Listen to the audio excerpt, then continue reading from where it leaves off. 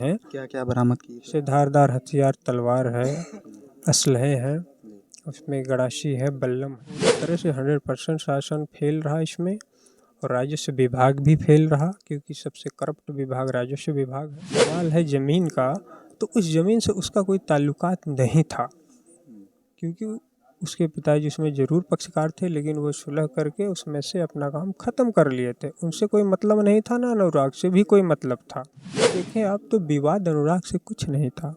अच्छा, हम अगर बात करें कि ये जो आरोपी वाला परिवार है, ये किस प्रवृत्ति के आदमी हैं?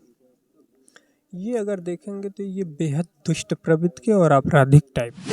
मित्रों, मेरी उपस्थिति है जनपद जौनपुर में, गौराबाद शाहपुर थाना क्षेत्र के अंतर्गत कबरू तीनपुर गांव में। अगर हम बात करें, यहाँ एक दिल दहलाने वाली घटना सामने निकल के आती है धनतेरस के दिन। अगर बात करें कि ये वही भाई साहब हैं जिनको दौड़ाते हैं और मिल जाता है अनुराग, काट देते हैं। कैसे क्या मामला है, हम इन्हीं से जानेंगे। भैया जी, कैसे क्या शुरुआत होती है? देखिए, शुरुआत ये सुबह का टाइम था, 7 सवा 7 के बीच की जी। बात। हम और मेरा चचेरा भाई अनुराग घर से ही निकले थे, खेत जा रहे थे। जी। जैसे ही हम लोग रास्ते पर बढ़े, वैसे रास्ते में कुछ ईंट बिखरे हुए हैं, उसी को अनुराग ने साइड करने लगा। जी। तो मुलजिमान रमेश जो घर में बैठा था अपने, वहाँ से वो मना किया कि वहाँ देखिए ईंट वगैरह मत हटाइए, कुछ ऐसा मत करिए। तो हमने चचेरे भाई अनुराग को मना भी कर दिया कि देखो कुछ ईंट वगैरह मत हटाओ, चलो जाने दो। मतलब साफ सफाई कर रहा था। साफ सफाई एक दिन पहले कर चुका था, अच्छा, अच्छा। तो ईंट वगैरह उसी में कभी बच्चे इधर उधर जी, से जी। या गिर जाता है, ईंट रखा हुआ है तो उसी को साइड वो कर रहा था। जबकि उस रास्ते पर कोई विवाद नहीं है। जो विवादित ज़मीन है वो रास्ते से पश्चिम तरफ है, जिसमें बाउंड्री वाल से आच्छादित है वो। जी। इसी बात को लेकर के रमेश अपने घर जाता है और अपने पिता, चाचा और उससे चाचा के जो भी लड़के हैं उनको सभी को एकत्रित करता है, और वहाँ से ललकारते हुए हाथ में तलवार लिया और लोगों के हाथ में धारदार हथियार और असलहे व लाठी डंडे लेकर के सभी लोग ललकारते हुए जो आ जाते हैं। मैं थोड़ा सा उस रास्ते से इंटरलॉकिंग रास्ते की तरफ बढ़ जाता हूँ, और अनुराग थोड़ा सा पीछे रह जाता है। मतलब आप दोनों लोग साथ में ही थे? साथ में ही थे, बस जो फासला हुआ वो कहीं न कहीं 10 कदम का फासला था। अच्छा। तो हमने ये कहा कि वो करीब आ रहा है, अनुराग तुम भाग जाओ घर, मैं इधर निकलूँगा। अनुराग को मैं इतना कहा, वो घर भाग आया। अच्छा, भाग आता है अनुराग। अनुराग घर भाग आता है, उसके बाद वो मुझको तलवार लेकर के दौड़ा लेता है। अच्छा, आपको? तो मैं स्कूल की तरफ भागता हूँ, मुझे दौड़ाता है स्कूल तक। बाहर की साइड में? हाँ, बाहर की साइड। फिर मैं उधर से इस तरफ भाग के आता हूँ, जी। लेकिन वो मुझको पाता नहीं। स्कूल से ही वो रिटर्न हो लेता है, लेकिन जैसे वो रिटर्न आने लगता है, उसी दरमियान ये अनुराग भी रिटर्न वापस जाता है मुझको देखने के लिए कि हो सकता है दौड़ाया है तलवार लेके, भैया को मार न दे। ये नहीं भाप पाता वो रिटर्न आ रहा है, और जैसे ही ये इंटरलॉकिंग रास्ते पर पहुंचता है, उसी दरमियान ये उसको मिल जाता है और तुरंत वहीं पे उसका सर धड़ से अलग कर देता है तलवार से। अच्छा, वकील साहब, अगर हम बात करें कि ये कितने पुराना मैटर है? देखिए, जो भी मुकदमे हैं वो सन 95 के हैं, लगभग 29 साल पुराने। जी। उसमें अनुराग के पिताजी ने उस मुकदमे में पक्षकार थे ज़रूर, जी। लेकिन उन्होंने सुलह करके उसको ख़त्म कर लिया था। उनसे उस ज़मीन से कोई वास्ता सरोकार नहीं था, केवल जो भी सरोकार रह गया था मेरा।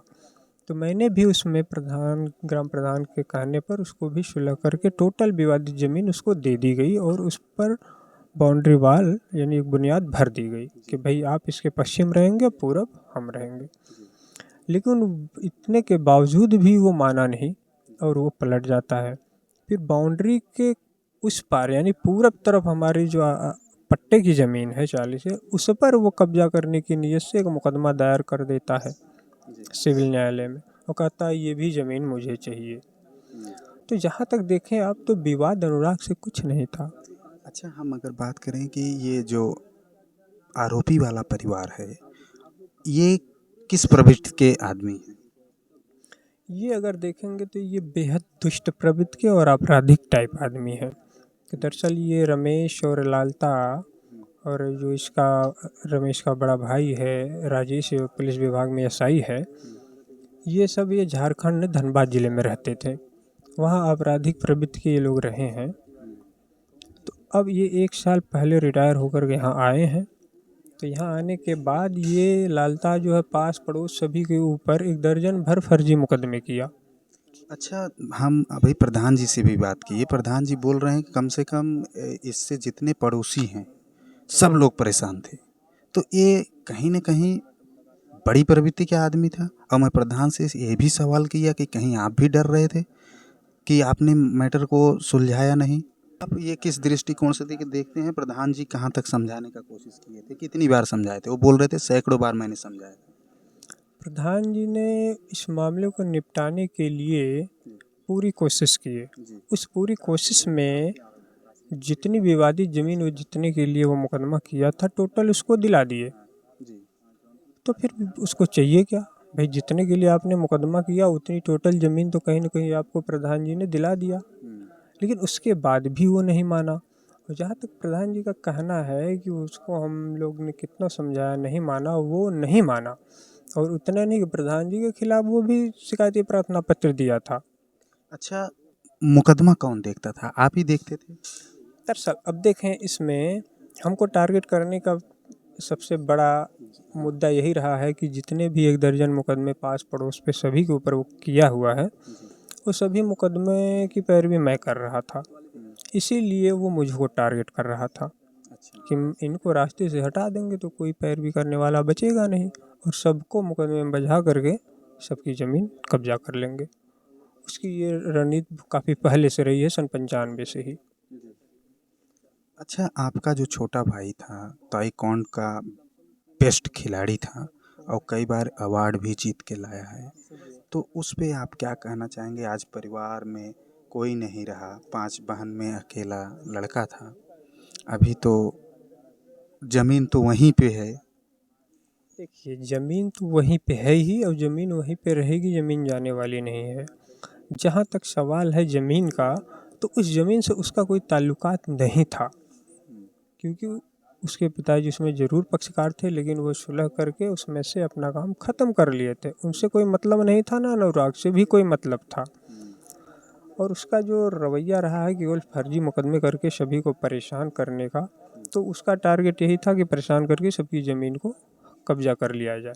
और जहाँ तक माफिया टाइप का। वो भूमाफिया है ही, भूमाफिया टाइप का ना, नहीं वो भूमाफिया है ही। क्योंकि पहले हम बताएं आपको 95, 97, 2000, 2001 में मुकदमे करके पास पड़ोस के कुछ लोगों की ज़मीनें कब्जा कर लिया है। अच्छा। इसीलिए उसका मनोबल बढ़ता गया। अच्छा, शासन प्रशासन क्या करती है? आप लोग चाहते हैं तो शासन प्रशासन क्या आश्वासन देती है?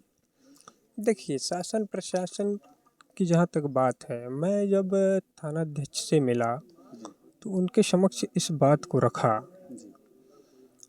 तो उन्होंने कहा कि ऐसा है भाई, देखिए ये अहीर बिरादरी है, जब तक मार या मर्डर नहीं कर लेती तब तक मानने वाली नहीं है। देन ये हमको कहावत भी सुनाए कि भाई अहीर को समझाना हाथी को पैजामा पहनाने जैसा है।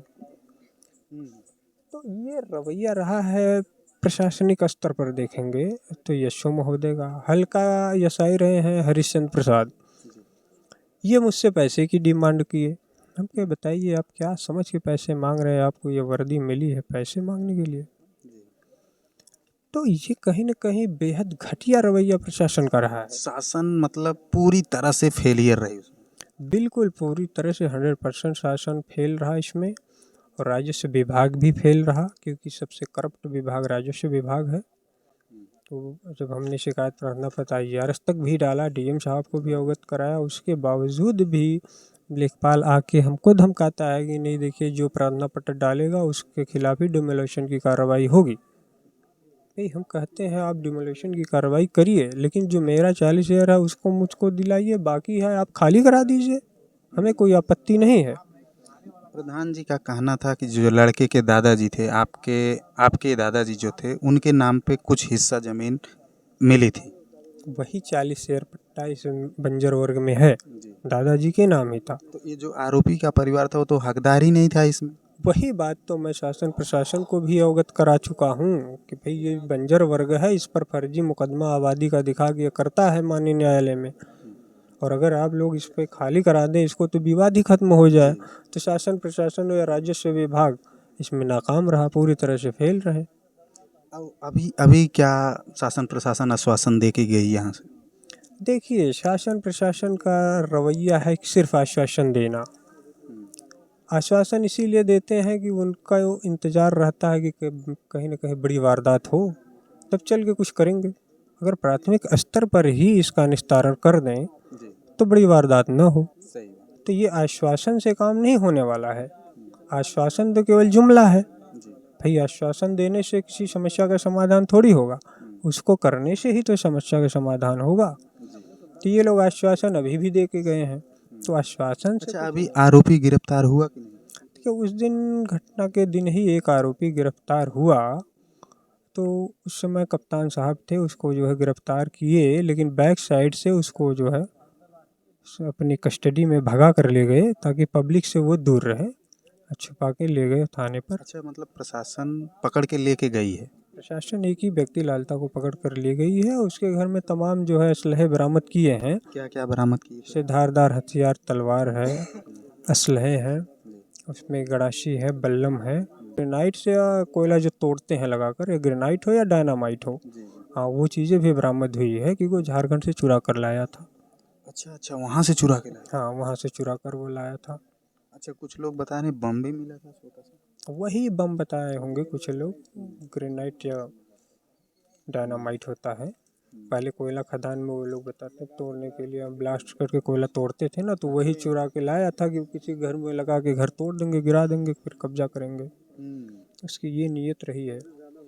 अच्छा, ये एक बात और करें वकील साहब कि आपने वो मैटर को कितनी बार ऐसे जो मिलकर समझाने का या समझौते पे काम किया? कि उसके समझौते पर हमने कई बार समझौते किए, यानी वो मुझको बुलाया, मैं उसके घर जाकर भी समझौते की पेशकश कर रहा जी इतने नहीं, अगर इस साइड में आप देखेंगे तो ये ज़मीन समझौते में मैंने उसको दे दिया। जी जी। यानी कच्चा घर से हमें देखें उत्तरी सिरे से हमने बाउंड्री बना ली, जबकि मेरा था पश्चिमी दक्षिणी सिरे से, उतना उसको दे दिया। इतने ही नहीं, इस साइड की ज़मीन पर उसी दौरान हमने कहा कि इसका भी निस्तारण कर लो, तो वो कहा अभी नहीं, बाद में करेंगे, क्योंकि उसके मन में यह कहा था कि आगे तो रोड तक जाएंगे, इनके जो पट्टे की ज़मीन है उसको भी कब्जा कर लेंगे। तो बाद में प्रधान ने ज़बरदस्ती दबाव बनाया कि नहीं, उसको भी सुलह करके ख़त्म करो, तो वहाँ पे वो बाउंड्री बनाए, लेकिन फिर भी उसमें वो माना नहीं, पलट गया। आज ये वारदात का अंजाम दिया। जो इस घटना को अंजाम दिया है। अच्छा, अभी सरकार से क्या मांग करेंगे आप? जहाँ तक अब सरकार से क्या मांग करें हम, क्योंकि सरकार के जो नुमाइंदे हैं वो आश्वासन देते ही रहते हैं, तो हमें आश्वासन की कोई आवश्यकता नहीं है, हमें कार्रवाई की आवश्यकता है। क्या कार्रवाई की मांग करते हैं? अब कार्रवाई है, जो भी कार्रवाई कानूनी हो, वो संभव हो वो करें, तो उसका इनकाउंटर करें। इतना ही नहीं, डिमोलेशन की कार्रवाई, जो भी अवैध कब्जा किया हुआ है उसके घर को जो है नष्ट करें, और बाकी जितने भी है फास्ट ट्रैक कोर्ट में उनके मुकदमे को चला के त्वरित गति से उसका निस्तारण करा करके सज़ा दिलाएं। तो ये कार्रवाई होनी चाहिए, और जो भी मृतक है उसकी तो क्षतिपूर्ति कभी हो नहीं सकती, लेकिन जहाँ तक हो सके शासन प्रशासन को उसको आर्थिक मदद दिलाई जानी चाहिए। हमारे साथ थे ये चचेरे भाई जो इनको दौड़ाते हैं, और बीच में अनुराग आता है भाई को बचाने के लिए, और ये भी नहीं समझ पाते हैं कि अनुराग का गला अलग हो गया। सिर से गला कैसे अलग हो गया, इनको समझने में ही देखते हैं कि गला अलग पड़ा है। अगर बात करें कि धारदार हथियार से एक ही मित्रों, आप लोगों की क्या राय है कमेंट बॉक्स में प्रतिक्रिया ज़रूर दें। मिलते हैं नेक्स्ट वीडियो में नई खबर के साथ।